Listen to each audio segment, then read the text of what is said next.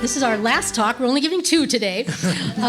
This afternoon, we're going to take you back in time to the years 1846 to 1888, and we're going to give you the opportunity to catch a rare glimpse into the private lives of Mariano Guadalupe Vallejo and Francisca Benicia, his wife. Through their personal letters, you will hear in their own words how they and their family faced day-to-day challenges and hardships.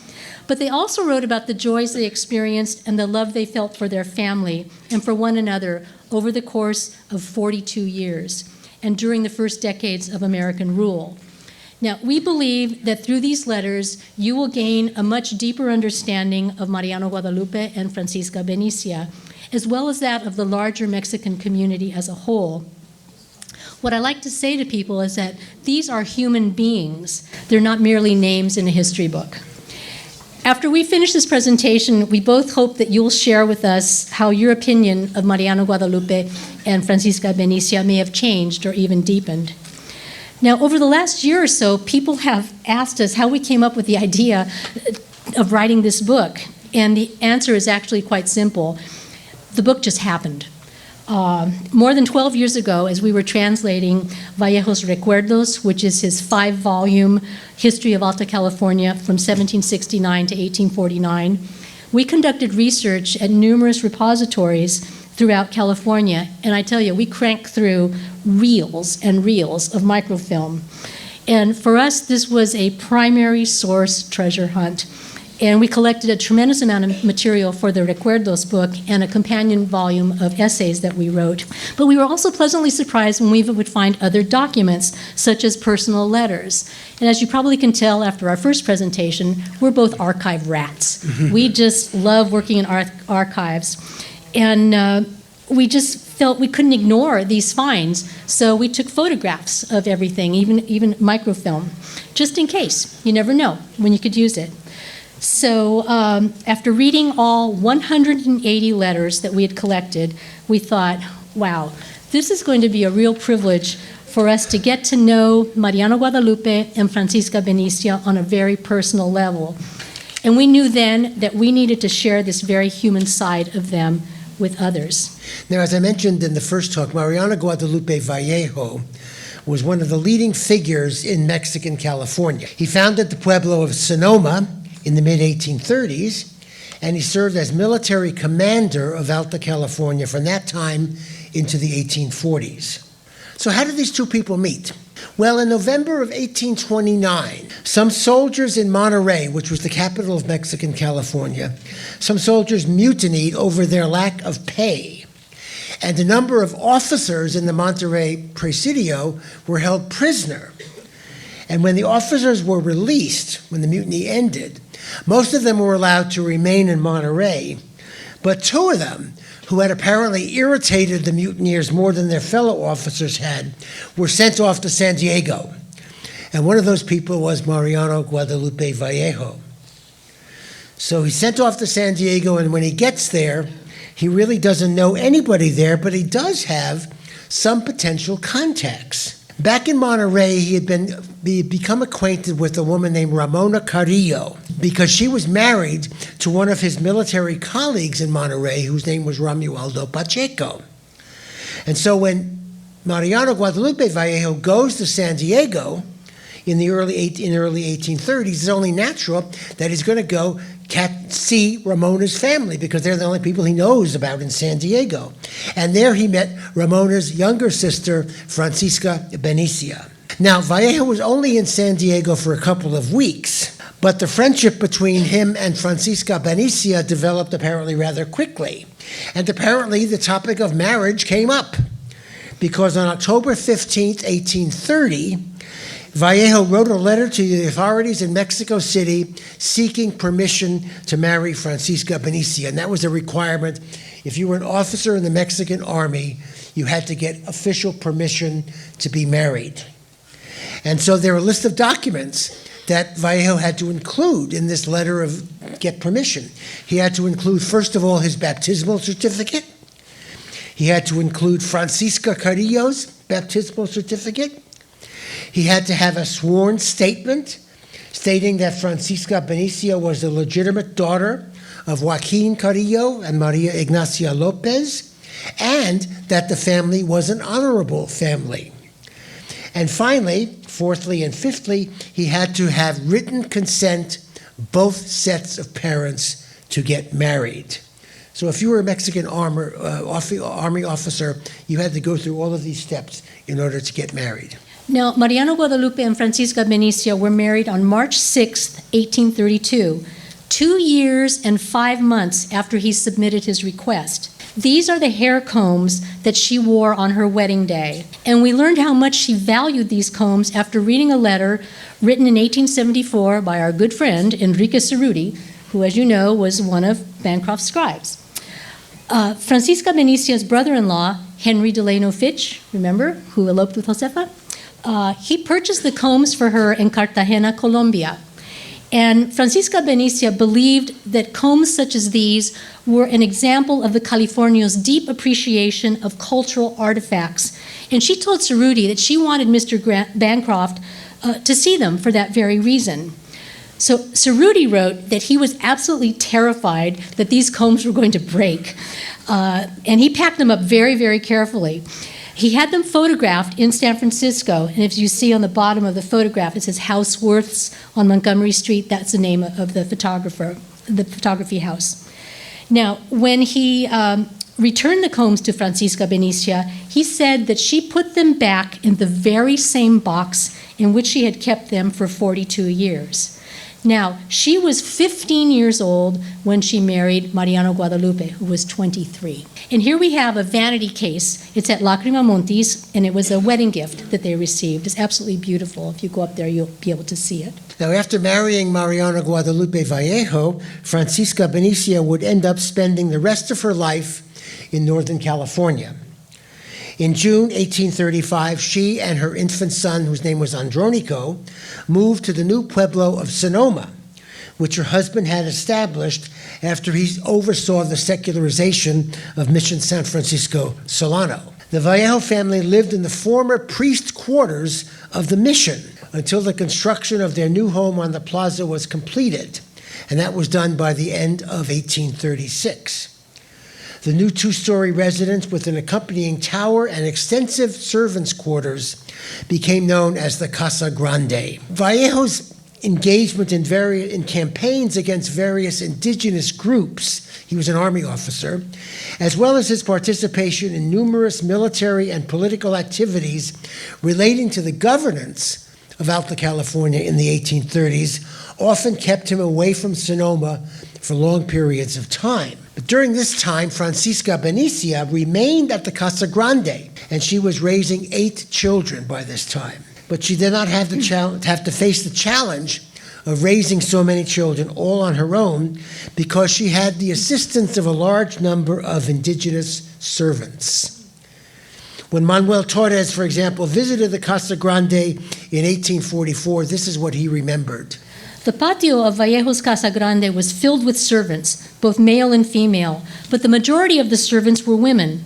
I was not used to seeing such a thing, so I asked the general's wife what type of work so many Indians did there. And this is how he recounted her response. Each of my children has their own servant. I have 2 servants who attend to my personal needs. Because we have so many visitors here, 4 or 5 are in charge of grinding corn and making tortillas. 6 or 7 women are assigned to work in the kitchen. 5 or 6 women are constantly busy washing the children's clothing, as well as the clothing of everyone who works at the house. And finally, close to a dozen women are in charge of sewing and spinning. Francisca also told Torres how she said the indigenous servants were treated. All the women servants are very loyal to us. They are not in the habit of asking us for money, nor do they have a fixed wage. We give them everything they need. If they get sick, we take care of them as if they were members of our family. If they end up having children, we act as godparents, and we take it upon ourselves to educate their children. In a word, we treat our servants more like friends than like servants. And on June the 14th, 1846, when the Bear Flaggers entered Sonoma Plaza and barged into the Casa Grande, Francisca advised her husband to escape through the back door. But he said that under no circumstances could I decide to abandon my young family during such a critical time. Now, as is well known, Mariano Guadalupe Vallejo, his brother Salvador Vallejo, his secretary Victor Proudhon, and his sister's Rosalia's husband, Jacob P. Lease, were taken to Sutter's Fort. Francisca, however, was left at the Casa Grande with her 8 children that ranged in age from 12 to less than 1 year old. And in a letter that Vallejo wrote to her wife on July 4th, 1846, from Sutter's Fort, he said, "A month ago today, I left home, but since I am hopeful that I will be able to return, I can cope with it. Understand that you are in charge of everything at the ranchos, and you should do everything you think is appropriate." Fremont and his Bear Flaggers had no idea that Francisca Benicio would be a force to be reckoned with. She did not stand idly by as events transpired, and she was not afraid to speak her mind and get involved when all of this was happening around her. For example, she secretly sent arms to one of the Californios in the countryside who were preparing to try to attack the Bear Flag stronghold in Sonoma. And she was confronted on this by no less than John C. Fremont himself, who said to her, "Senora, do you not realize that you are deserving of a very serious punishment for having supplied arms to the enemies of the government of California?" And she brazenly replied, "I have not given arms to the enemies, but rather to the friends of the government of California. Those people under your command have no God and no laws. They have placed on the flagpole a rag that has a bear painted on it, and that is the same as saying that they are thieves." And when Lieutenant Archibald Gillespie, one of the military officers, asked Francisca if she had any weapons left, she stated that she did have 4 pistols, which she had locked up in the chest of drawers in her room.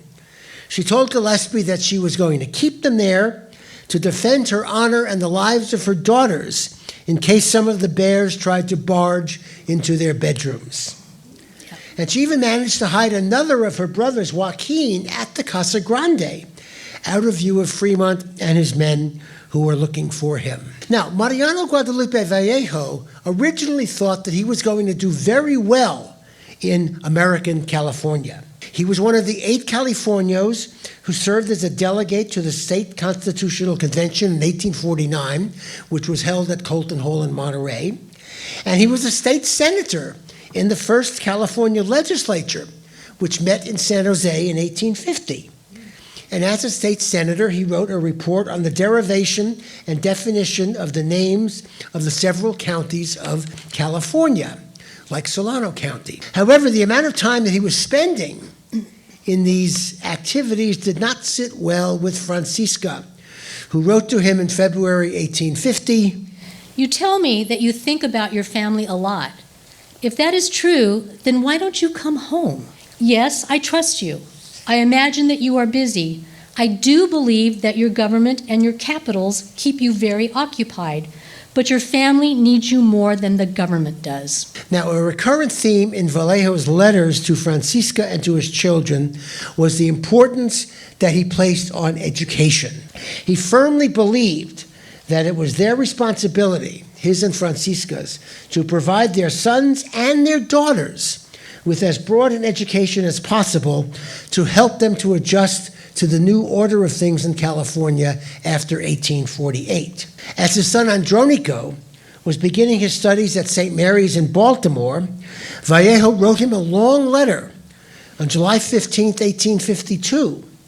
And in this letter, Vallejo reflected on his own experiences, and he quite emphatically told his son Andronico that he should appreciate the opportunity that was being afforded to him. Up until now, ignorance and stupidity have reigned in California.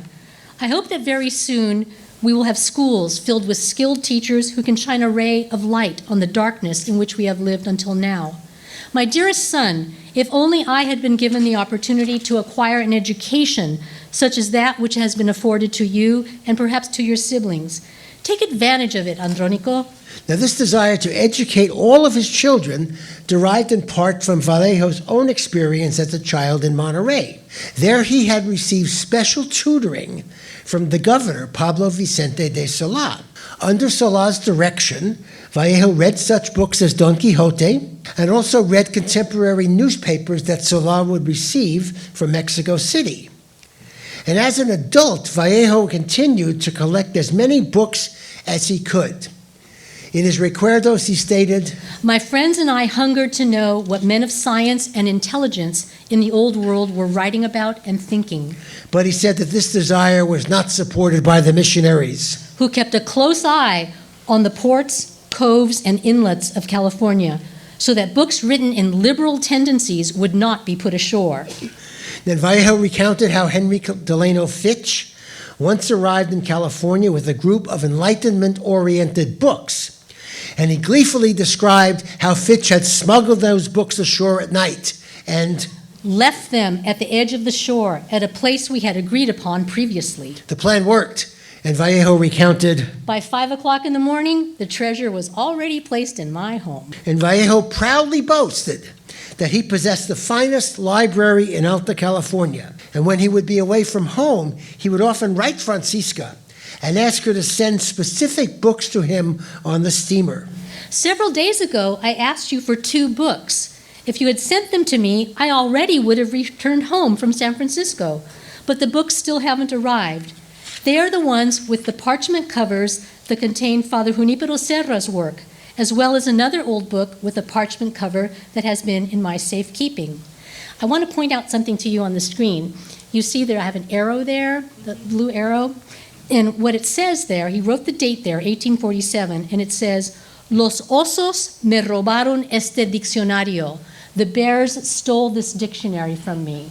So he wanted it known. He got it back, but they stole it. Now, in his recuerdos, Vallejo reflected on what school life was like for him when he was growing up as a boy in Monterey.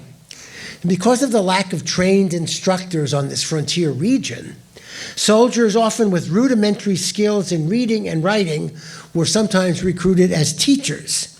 And the pedagogical methods that they employed were often more like forms of military-style discipline.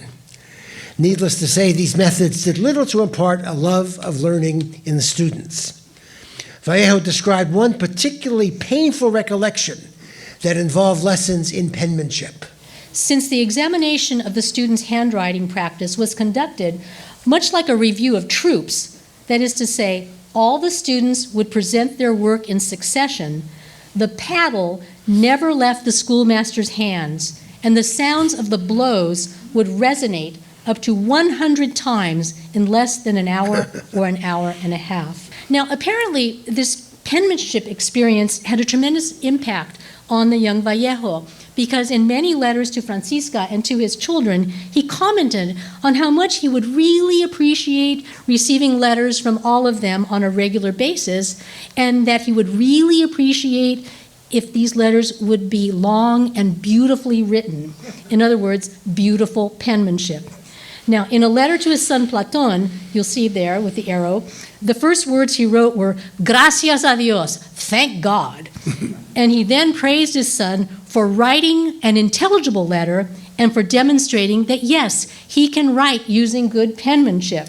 Now, Vallejo also used this letter as an opportunity to brag a little bit about his own handwriting. He said, I remember that in the archives of California, there are some very old documents written by 2 officers, Don Manuel Rodriguez and Don Jose Maria Estudillo. These documents are worth looking at in order to admire them. And then here at the bottom, you see, I have something there, downward strokes. Jose Maria Estudillo taught me handwriting, beginning with basic downward strokes. I even made handwriting samples that were sent to the schools in Monterey, Santa Barbara, Los Angeles, and San Diego. This was in 1820, 1821, and 1822. Remember when you learned handwriting in school? You were doing like rocking chair and all that kind of thing? That's what he was doing the same thing. Now, more than once, Vallejo chastised Francisca Benicia for not sending letters to him in her own handwriting. Why haven't you written to me again? How can writing just one letter tire you out? And how is it that I am always able to write a letter? In reality, she found it very difficult to put pen to paper, and it was easier to dictate her letters and have somebody else write them for her. Throughout her life, Francisca was very self-conscious and sometimes embarrassed about her own limited education. She told her daughters that when she was growing up, there were few schools for girls. If girls were taught anything at all, they basically learned what was in the primer so that they could read the Prayer of the Faithful, the Creed, and the Novena to the Virgin. It wasn't our parents' fault. It was the way things were done back then.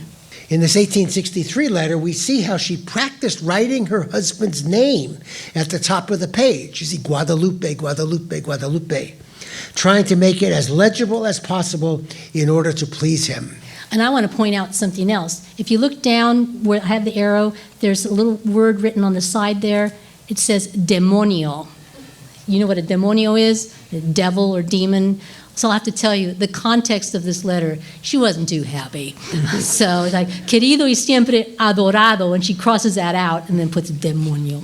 So she was a badass.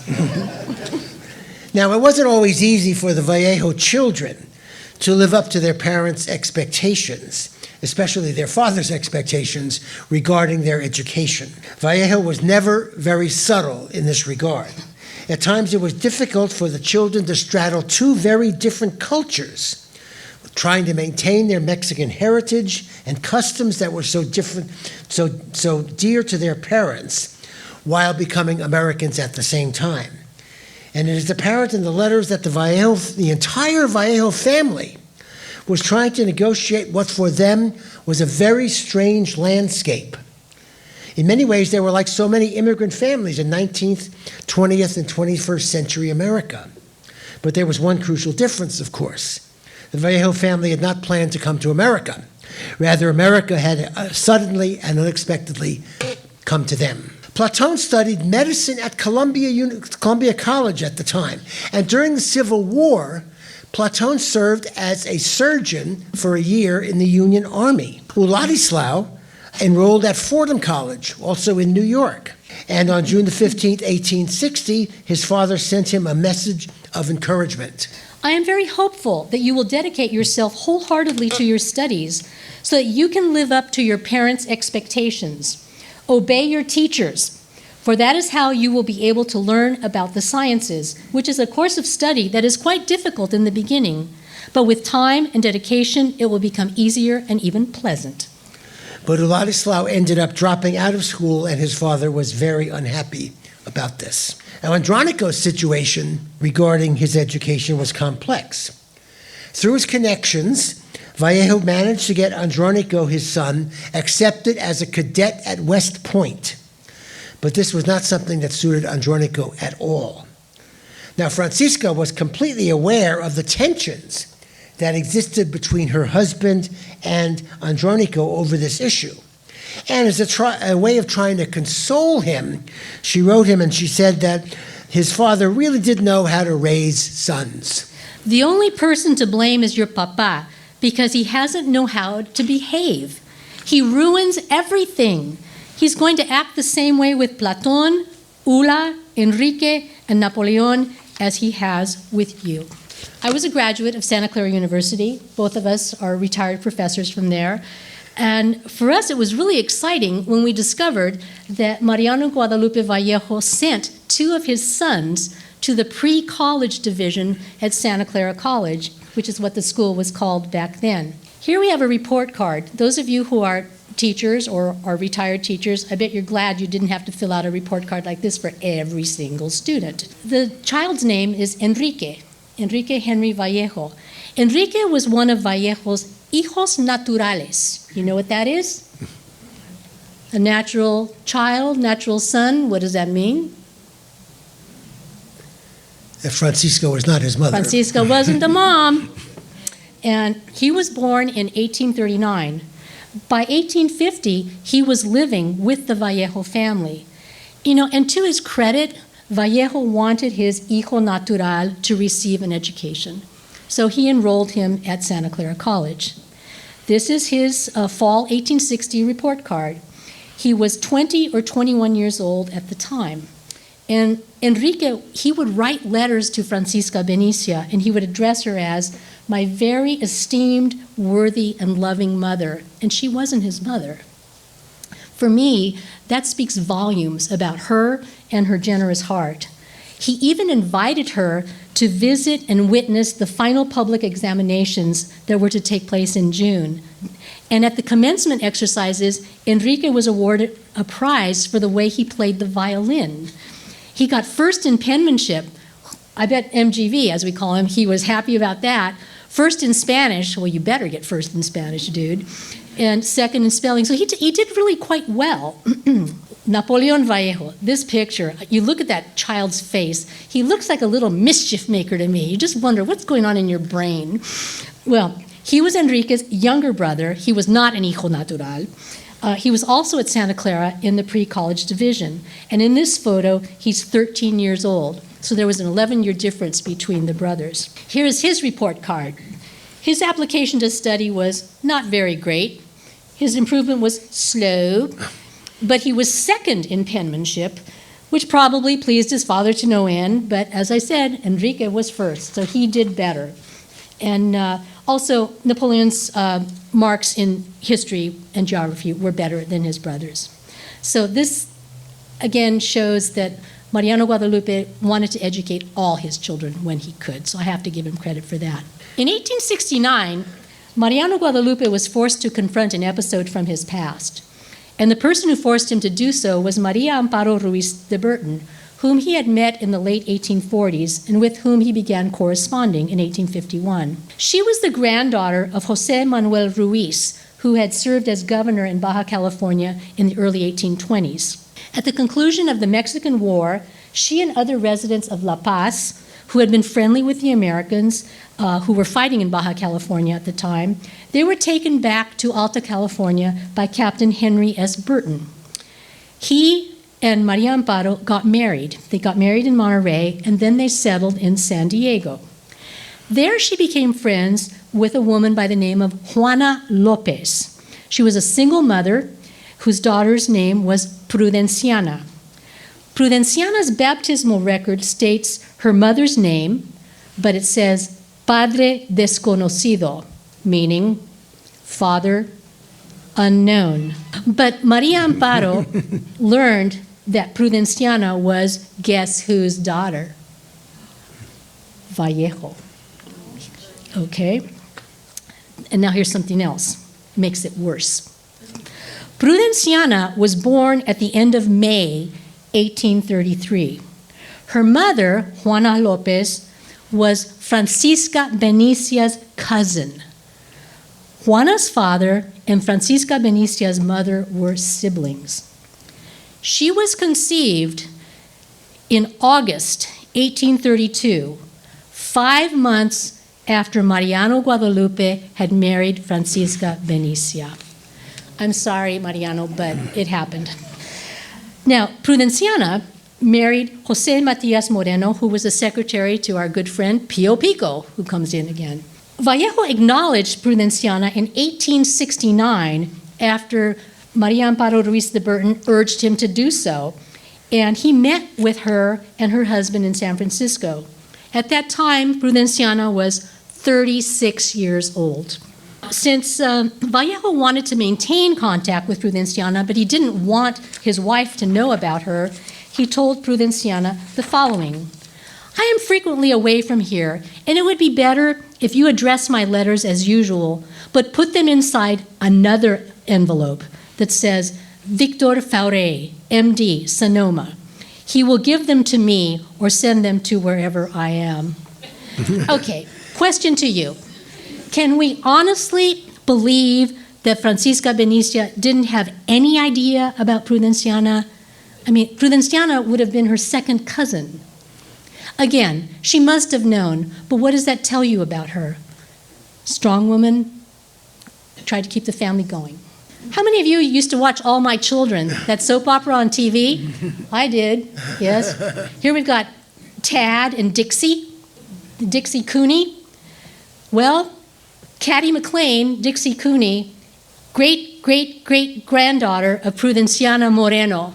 Isn't that something? And the reason I know this is that Molly McLean teaches at the University of San Diego with our friend Iris Engstrand. And so Molly gave us all kinds of information about this. Isn't that wild? How, so your daughter, your hija natural, ends up, having a great-great-great-granddaughter who's on a soap opera. It's like, your life, dude, is kind of like a soap opera. Okay, all right. I thought that was kind of a good one. Okay.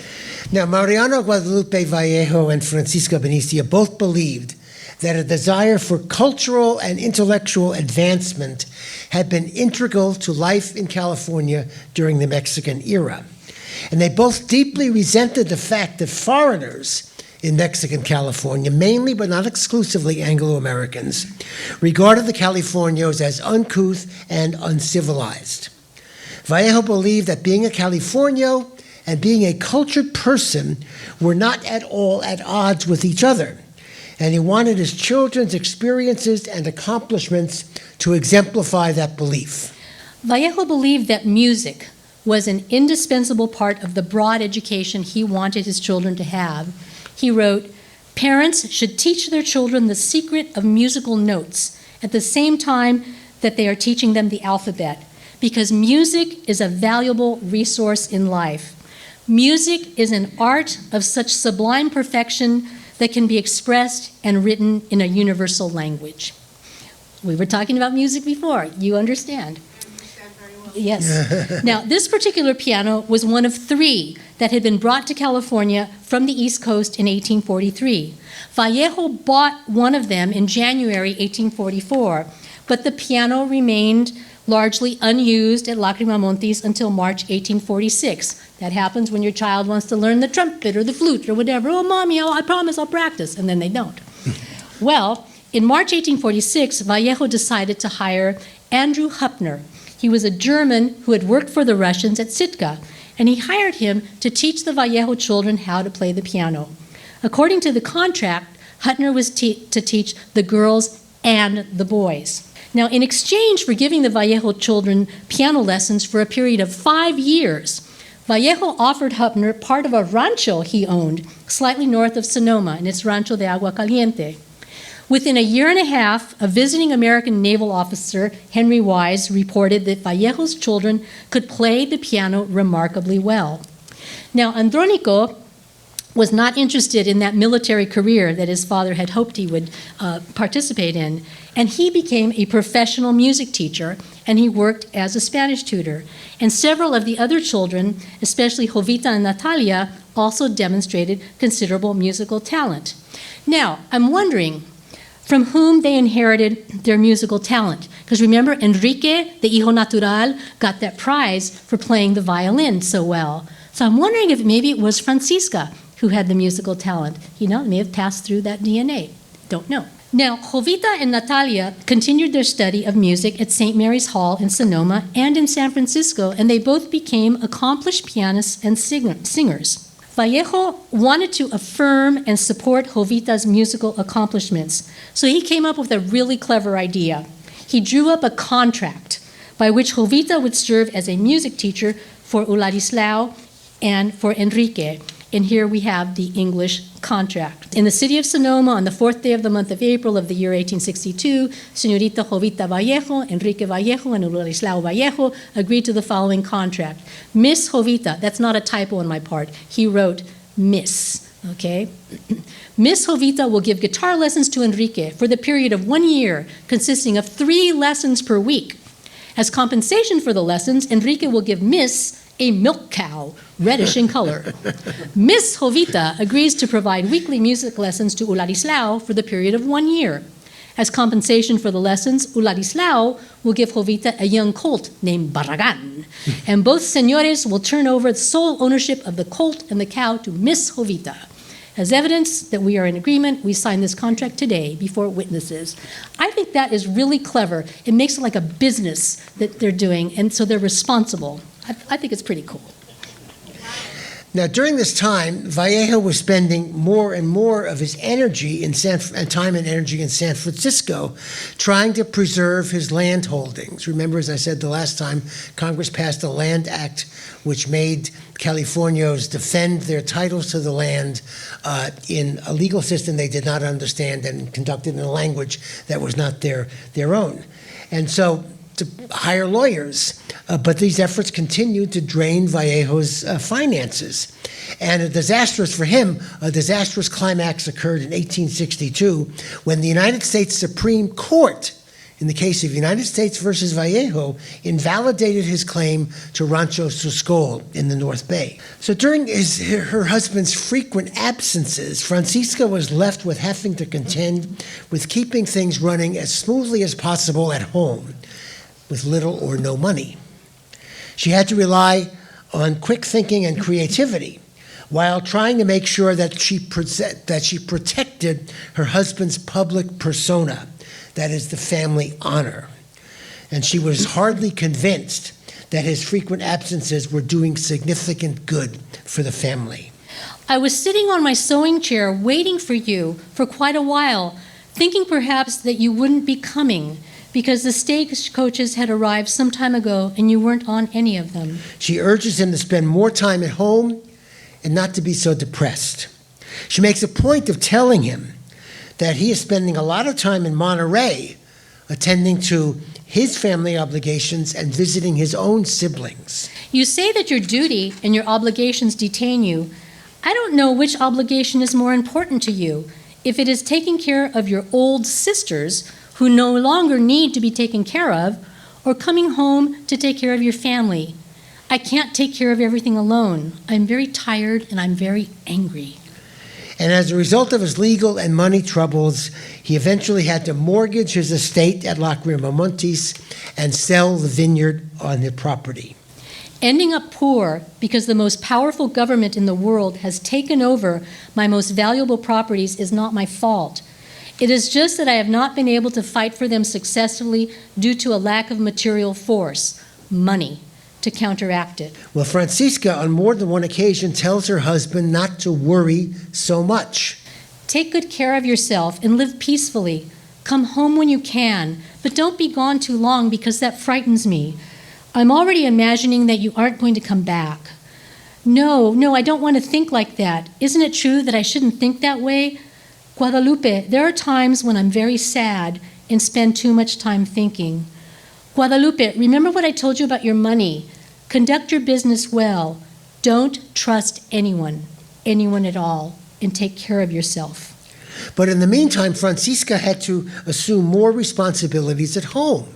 This receipt shows the number of fruit trees that she purchased for their orchard. She took the initiative to try to make money by selling the fruit from these trees, as well as vegetables from their garden, to a local hotel.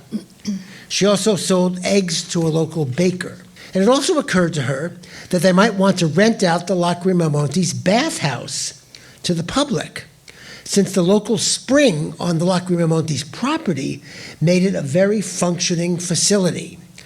Mariana Guadalupe was extremely upset about this. I picked up my pen to write to you, truly believing that you had posted an advertisement in Sonoma so that the family bathhouse could be used by the public, which made me go crazy. However, after rereading your letter, I saw that you were consulting with me and were waiting for my decision in order to do it or not, which tempered my rage. Now, meanwhile, in the midst of all of this, their daughters were becoming more and more independent, partially as a result of the education that their parents wanted them to have, and also because Mariana Guadalupe Vallejo wanted his daughters to assimilate. So the first marriage that occurred in the Vallejo family was between their eldest daughter, whose name was Epifania, and an American soldier named John Frisbee. Frisbee converted to Catholicism a year before the marriage, and the marriage was celebrated at Mission San Francisco Solano. And Frisbee later functioned as Vallejo's lawyer and financial advisor throughout the 1850s and after. But the next family wedding played out differently.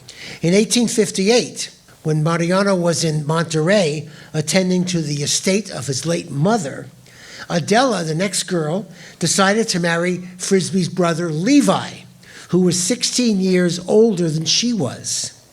Both parents tried to convince Adela not to do this. Vallejo by sending a letter from Monterey, and Francisca by talking to her daughter in person. Francisca urged her husband to come home and deal with this situation.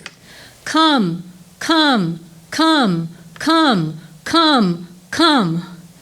You say that you love me and the family so much. If what you say is true, why do you leave me alone for so long now that the family needs your guidance? But he did not return home. Adela's response to her parents' concerns was that she should not be bound by the traditional Mexican custom of contracting marriage only after receiving permission from your parents. She added that she suspected that her own parents had not completely adhered to that custom when they decided to get married. And when Francisca realized that her daughter Adela was not going to change her mind, she took her to San Francisco and she bought her an expensive wedding dress with money that she borrowed from her husband's lawyer. And on July 23rd, Adela wrote her father in English and told him that Levi Frisbee was becoming impatient and that if the wedding did not happen on July 26th, there would be, quote, an end to this affair. She told him that that day was fixed, and she begged him to come. Do come, Papa, and all of us will be very glad to have you here on that occasion. Dear Papa, if you love your child, you must come. It is my only wish, and I pray you will not be angry with me. Vallejo did go to San Francisco, but he was in a very, very foul mood.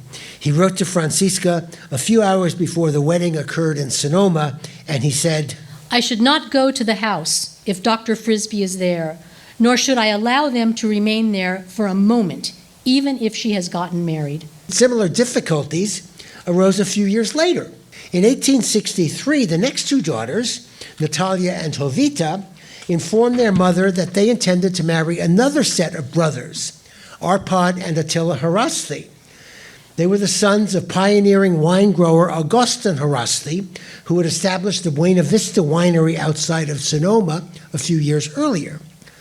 And Vallejo was very angry about the way he found this out.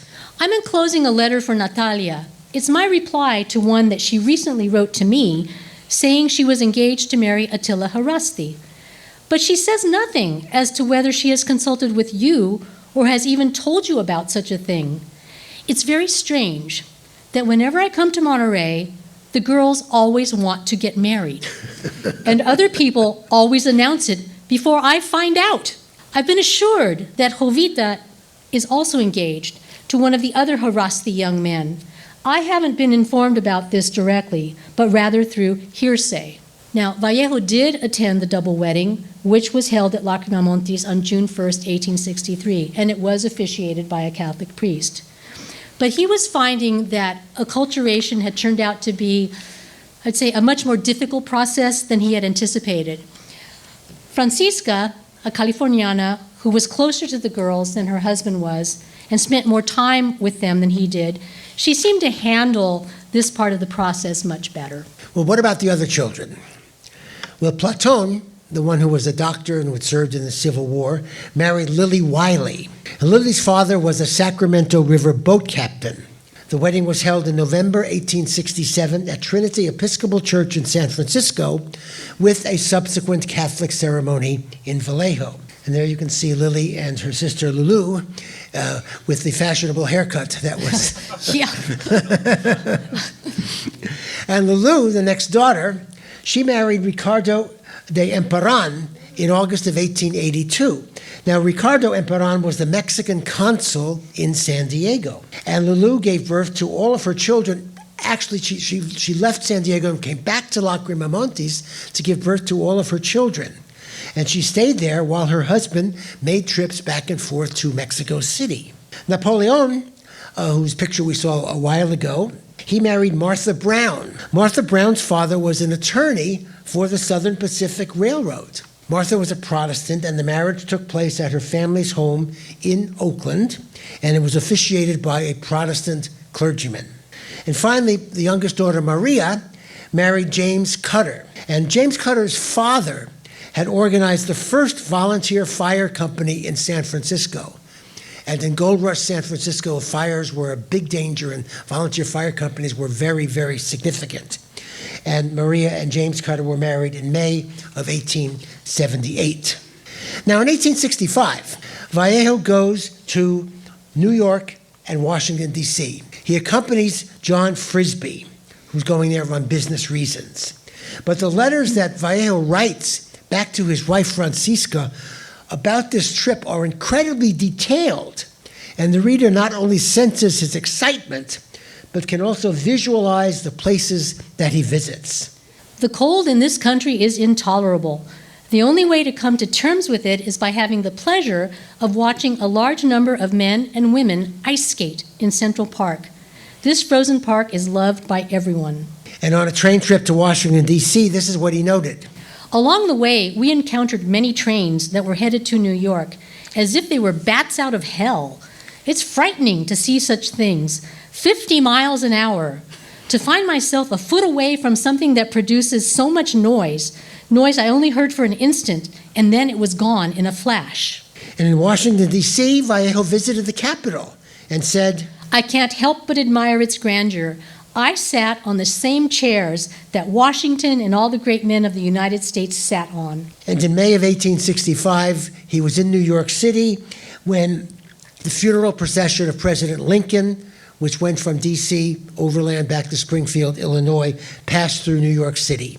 And this is how he described it. The funeral procession was 12 miles long, and 8,000 men were marching in formation. The number of spectators was between 900,000 and 1 million souls. It was stupendous and magnificent. The procession passed in front of the Fifth Avenue Hotel and lasted 6 hours. Now, in 1870, 5 years later, Francisca goes back to the East Coast. But by this time, the Transcontinental Railroad had been completed. It was completed the year before. And this is how Francisca described some of that journey. I never tire of reading this long letter. The glee, the joy, and almost like childlike amazement she expresses about everything that she sees and how it all makes her feel, it's absolutely priceless. And I hope that you'll get the book and read it. I think it's my favorite part. She says, when we arrived at the top of the Sierra at a place called Alta, John told me, this is the highest spot. Now we are going to begin to descend the Sierra Nevada. And the train started to travel faster, faster, faster, and faster, and even faster in the afternoon. John told me we still needed to cross the highest mountain range, which was called Rocky Mountain, or the Mountain of the Rocks. It was getting dark, and everyone went to bed, and the train kept moving and moving and moving faster. It seemed as if I were in an enchanted world. I would close my eyes, and it would seem as if some good angels were carrying me. The train was moving so fast it appeared to be flying. I didn't tire of giving thanks to God, to you, and to John for having made this trip possible for me. So beautiful, so pleasurable, and so grand for me. It seemed that my heart was bursting from my chest because of the happiness I experienced when I would look at the mountains, the hills, and the various places. But there were financial problems that erupted as well, and some of them had to do with John Frisbee. During the 1860s and early 1870s, Frisbee ran a bank called the Vallejo Savings Bank, and during the first couple of years of the 1870s, it did extremely well. In fact, Frisbee was able to buy the mortgage of Lacrima Montes. Remember, Vallejo had mortgaged it a few years earlier. And interestingly enough, he deeded the mortgage to Francisca, not to Mariana. Not to Mariano. And reflecting Mexican law, early California law allowed women to own property. And Francisca, though, had long been upset about Frisbee's financial success, even before this. because she thought that Frisbee's doing well with the Vallejo Savings Bank was basically based upon money that Mariano Guadalupe, her husband, had lent him. And she thought that Frisbee was not acknowledging that sufficiently. And this is what she wrote to him in 1873. This grim face will tell you the tone of this letter. The general is ill. Uladislao and Napoleon are so poor that the little they earn isn't enough for the two of them. The general gives me so little money that there isn't even enough to buy soap. Why, Senor Don Frisbee, why am I asking you about this? Are you not the one to whom a very large amount of property was turned over? Didn't General Vallejo himself hand over some property to you without keeping a record of what you were doing, what you did, and what you're doing now? You do whatever you feel like doing when it comes to General Vallejo.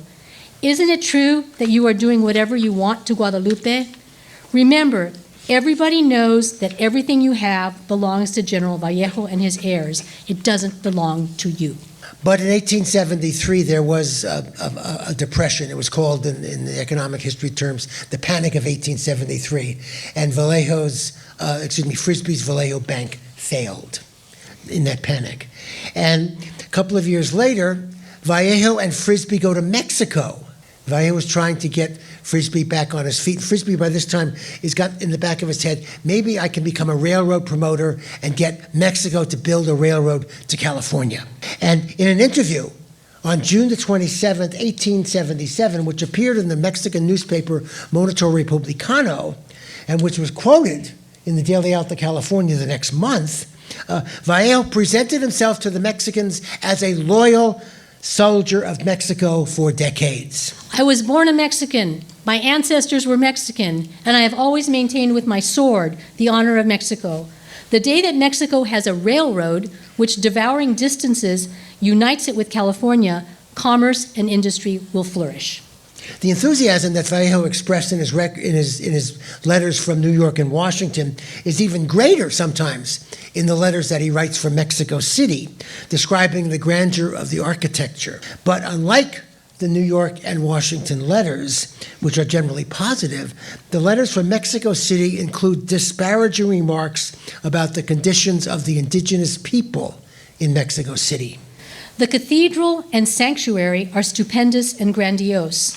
The Colegiata de Nuestra Señora de Guadalupe is perhaps the most beautiful building in the world in terms of its architecture and decoration. That is where the Guadalupana is located. I went up to the sanctuary, knelt down, kissed the feet of the Virgin, and touched her with my hands. The heavy frame and the immense rays of light are made of solid gold. The population of the city is 300,000 inhabitants. 40,000 of these people are white, and they are found in the center of the city and on one main street. There are so few that they are like 1 in a million. The rest of the population consists of Indians who carry coal, straw, firewood, barrels, wicker baskets, little children, and anything else they can carry. The Indian women wear a type of skirt wrapped around their buttocks with one child strapped to their back and another at their breast. During this time, the 1860s and 1870s, there were further issues with their children. I imagine that you are surrounded by the whole family, young and old, much like a mother hen who is trying to cover all her many chicks with her wings. That is one of life's joys, and it is proof of having fulfilled the mission that nature intended for humanity, as well as the divine commandment from the Supreme Creator to grow and multiply. Fanny is beautiful, and she is a good mother to her lovely offspring. Adela is also a beautiful woman, full of life, but without a large family. If she were in better health, she could have at least a dozen more children, which would keep her occupied. Andronico is a good man who knows no other way of being than to be honest. Platon is a fine young doctor with firm principles, a good Catholic. I believe his profession provides him with enough support to support his family. So all things considered, the family brings honor to us. I believe you should be proud to be surrounded by them. Isn't that true? Enjoy them because you deserve them.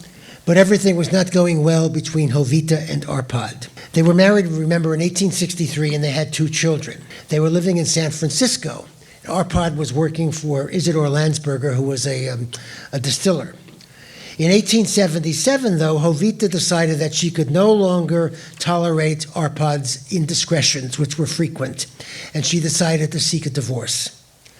Vallejo tried to convince her to change her mind, and this is what he wrote to Francisca. After countless chats and long conversations with Jovita as a friend, an advisor, and also a father, I haven't been able to make my advice prevail with regard to the divorce, no matter how I frame the subject. She told me that she has no other option than suicide, an insane asylum, or a divorce. And after spending more than 3 weeks at Jovita and Arpad's home, Vallejo reported to Francisca that Jovita had reluctantly agreed to a reconciliation in order to avoid a very public scandal. And she gave birth to a baby girl in May 1878, but the baby did not survive, and Jovita herself died a few days after the birth. Mariano and Francisca continued to experience sadness in their later years. One particular event that was difficult for both of them was the sale of the old mission, San Francisco Solano. Archbishop Alemany in San Francisco decided to sell the mission church along with the cemetery. And this was very upsetting to both of them because Francisca's mother and brother were buried there and would have to be moved. My poor mama, she was such a good Catholic. Do you remember that she always went to sweep the church and that she herself begged Father Quijas to bury her next to the holy water? And now we have to remove her from there. It is a disgrace. Now, we don't want you to leave this presentation thinking that Mariano Guadalupe and Francisca Benicia's letters were lacking in humor and affection, because that is not the case. Writing from New York City in 1864, he said, "Take care of the children and give them my regards. Tell them I will see all of them soon, if I don't drown during the voyage." In a letter he wrote to her from Sonoma, he said, "Francisca, you should see how clean I'm keeping the area outside of the house. I dug a circle around your flowers by the fountain in front and put a good amount of manure in there. The flowers look nice. The entire house has been well swept. Be happy and write me a beautiful letter, and then I'll go running to see you." When Vallejo learned about a purchase that his wife had made while in San Francisco, he commented, "I already know that you bought yourself a hat and a cape.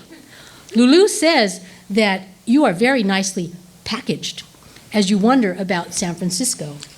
This photograph was taken on August 24th, 1880, the day after her 65th birthday, and she is wearing that hat and the cape that he referred to in his letters.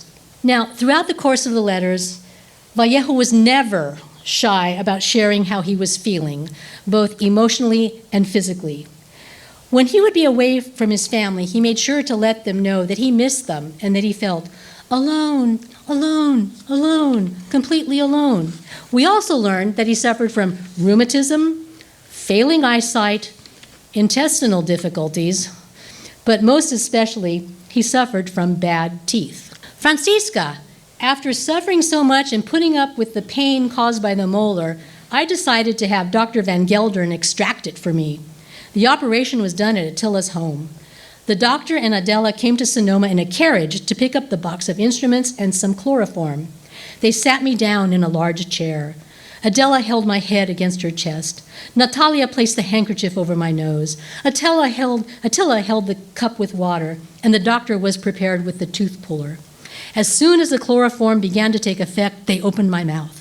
The doctor placed the instrument in my mouth, and within the blink of an eye, he extracted that damn tooth that had tormented me so long. I'm sending it to you so you can see how something so small can cause one to suffer so much. I think it is easier to give birth to half a dozen children than to have a tooth pulled. It is true that I have been relieved of the pain. Now I can chew, but my face and jaw are still swollen. Goodbye, M.G. Vallejo, or the solitary man. Now, as we've seen in her letters, The women tended to be more pragmatic than their husbands in terms of assessing the challenges and issues that their families had to confront.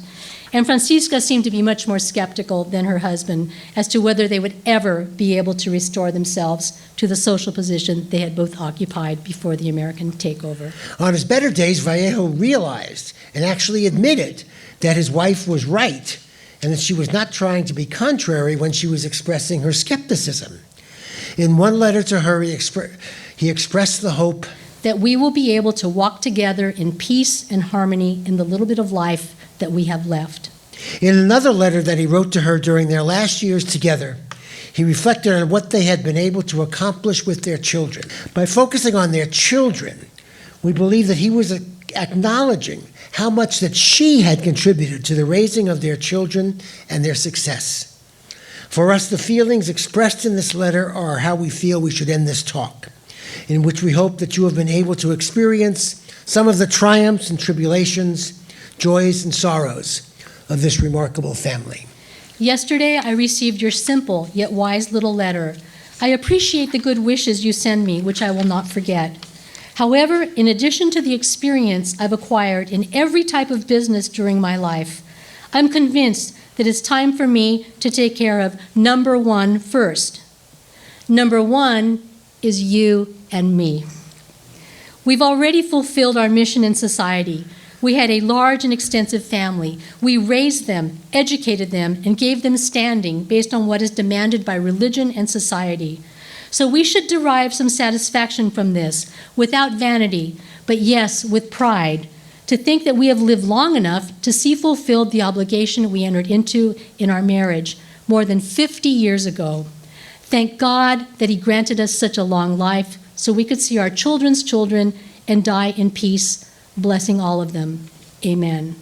We couldn't agree more with Vallejo, and that is why we decided to dedicate this book to Francisca Benicia Carrillo de Vallejo, a California woman ahead of her time who lived her life with dignity, grace, creativity, and courage. Now, some exciting news I want to share with you. We are hoping to produce a documentary film based on Vallejo's recuerdos. We applied for an NEH grant, and our producer-director, Adriana Bosch, she did the Latino Americans show on PBS a number of years ago.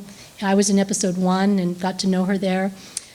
She told us, we didn't get the grant, but she said she had never had all excellent in every category from every reviewer of the NEH grant. But with the change in administration in Washington, that's why we didn't get it. But we've applied for a Ford Foundation grant, which looks hopeful, ITVS grant, some other grants, and we are also going to be doing a television series based on the Letters book. We've already talked to a scriptwriter, and it will be done hopefully by Netflix in Mexico. So we are really, really excited. It'll be 10 episodes. We're now seeking funding for that. So if anybody here knows anybody who's like really wealthy, could give a little money, that would be wonderful. But this is all very exciting. We just so appreciate you staying for this second presentation. I know 2 presentations in one day is a lot, but we loved being able to share this with all of you. You've been a great audience. Thank you so much, and we hope that you enjoyed learning about this amazing family and these amazing women. So thank you. Thank you all very much.